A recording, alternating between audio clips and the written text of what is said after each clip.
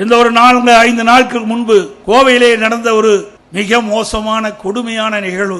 ஒரு கல்லூரி மாணவியும் ஒரு ஆண் நண்பரும் ஒரு காரிலே பேசிக் கொண்டிருந்த பொழுது போதை ஆசாமிகள் அந்த ஆண் நண்பரை அடித்து கீழே தள்ளிவிட்டு காரிலே இருந்த அந்த மாணவியை கடத்தி சென்று ஒரு புதருக்குள் மாறி மாறி வன்கொடுமை செய்த, பாலியல் வன்கொடுமை செய்த செய்தி ஊடகத்திலும் பத்திரிகையிலும் வந்தது. இப்படிப்பட்ட ஒரு மோசமான ஆட்சி தமிழகத்திலே நடைபெற்றுக் கொண்டிருக்கின்றது. இன்றைக்கு திமுக இருக்கின்ற திரு RS பாரதி ஒரு கருத்தை சொல்லியிருக்கின்றார். மாலை மலரிலே பார்த்தேன், மாலை முரசல் படித்தலே பார்த்தேன்.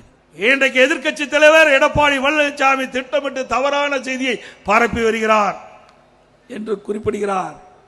அது மட்டுமல்ல, அயோக்கியத்தனமான வார்த்தையை பேசுறான்னு சொல்றார். திரு RS பாரதி அவர்களே, உங்களுக்கு வயது முதிர்ந்து விட்டது, புத்தி சரியாக இல்லை என்றுதான் கருதுகிறேன். திராவிட முன்னேற்ற கழகம் ஆட்சி பொறுப்பேற்ற பிறகு எத்தனை பாலியல் வன்கொடுமைகள் நடைபெற்றது என்ற செய்தியை உங்களுடைய அமைச்சரே தூத்துக்குடியிலே பேசியிருக்கின்றார். கொஞ்சம் நஞ்சமல்ல, அவ்வளவு வன்கொடுமைகள் நடந்திருக்கின்றன. இதை புள்ளி விவரத்தோடு நாங்கள் குறிப்பிடுகிறோம். அந்த பாலியல் வன்கொடுமைக்கு ஆளானவர்களுக்கு போக்சோ சட்டத்தில் பாதிக்கப்பட்டவர்களுக்கு 104 கோடி நிவாரணம் வழங்கப்பட்டதாக பெருமையாக சொல்லுகின்றார் அமைச்சர் அவர்களே. பாலியல் வன்கொடுமை போக்சோ சட்டம் வராத அளவிற்கு தடுத்து நிறுத்தினால் பெருமை, பாதிக்கப்பட்டவர்களுக்கு நிவாரணம் கொடுப்பதால் அது நன்மையாகிவிடாது.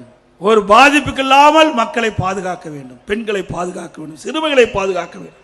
அதுதான் அதிமுக ஆட்சியிலே நடைபெற்றுக் கொண்டிருந்தது.